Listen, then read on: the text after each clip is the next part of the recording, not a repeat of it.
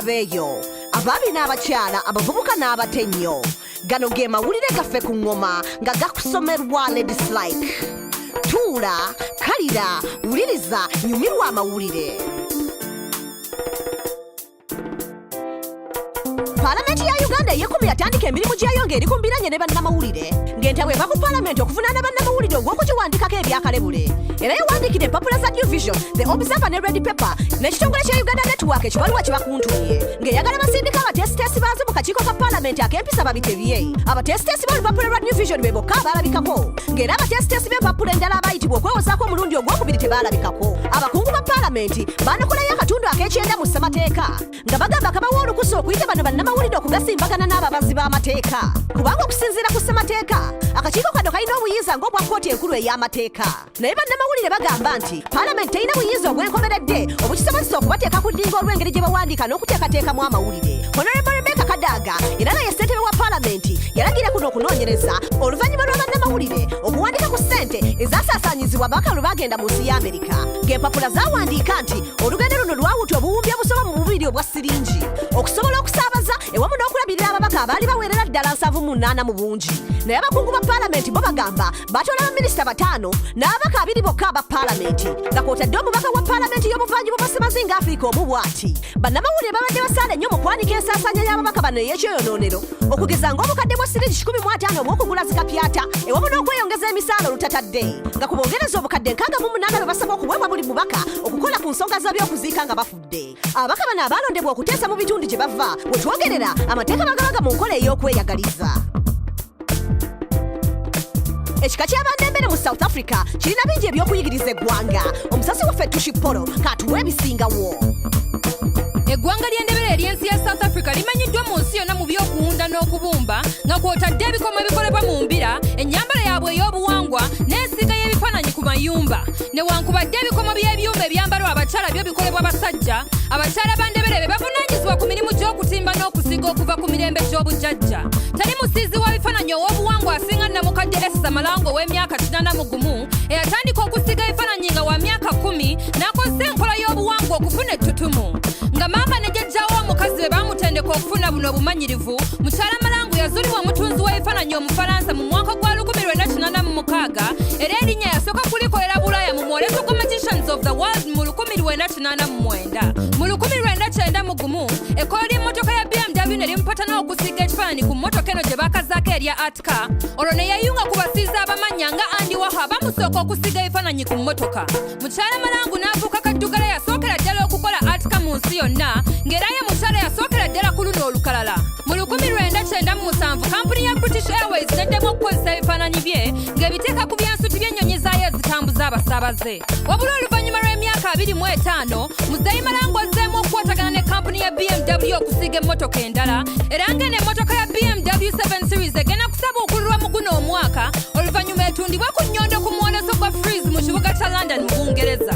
Kampuni y'engatta ya Itis okuva mu nsi ya Sweden naye yapatana na mukyala Malango okubayiiyiza ekifaananyi ekigenda ku ngatto zaabwe n'abakozi b'emmotoka ya Fiat okuva mu nsi ya Italy ne bamupangisa okusiga ekifaananyi ku mmotoka yaabwe. Kampuni y'ekyokunywa ekya Vodka nayo neekwatira wamu naye mu kaweefube w'okulwanyisa omusujja gw'ensiri akafuba ne mukenenya nga beeyambisa ebifaananyi bye. Newankubadde ebifaananyi bya Esther Malango bimusobozesezza okutambula amawanga, akyasula ku kyalo gy'asibuka mu kitundu kya Mpumalanga era ng'akola nga director mu ssomero gy'asomesa abawala abato ensiga y'ebifaananyi by'obuwangwa. Nsigadde nze Tushipolo nga mbaweereza ku Newsbeat.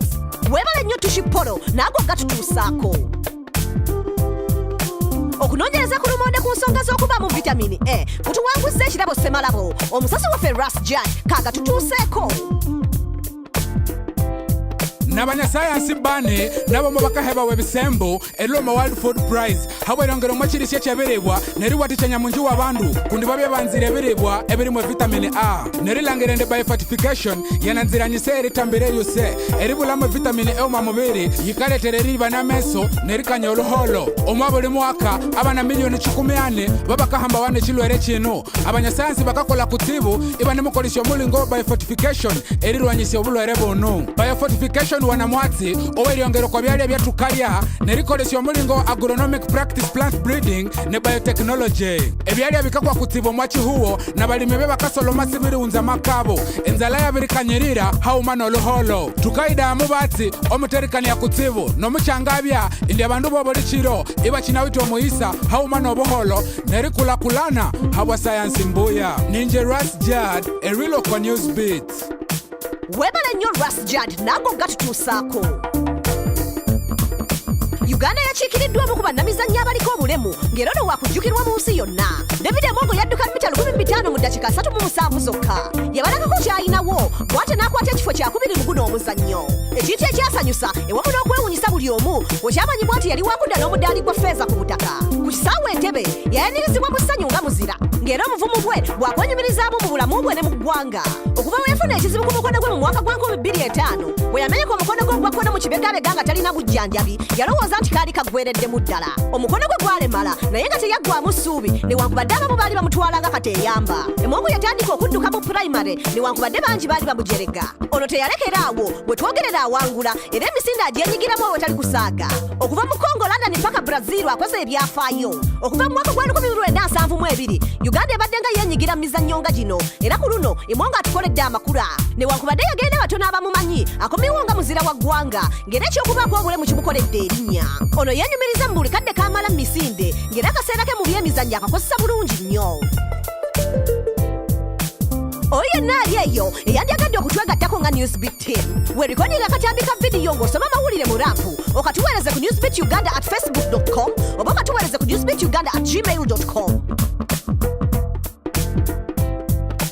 Ago ge gabadde amawulire gaffe ku ngoma n'olulala tuulowuliriza amawulire amalala agookya. Nsigadde nze Ladislike.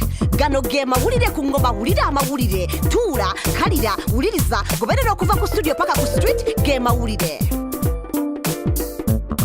Goberera engoma, goberera engoma, goberera engoma. Kwame engoma. Goberera engoma, goberera engoma, goberera engoma.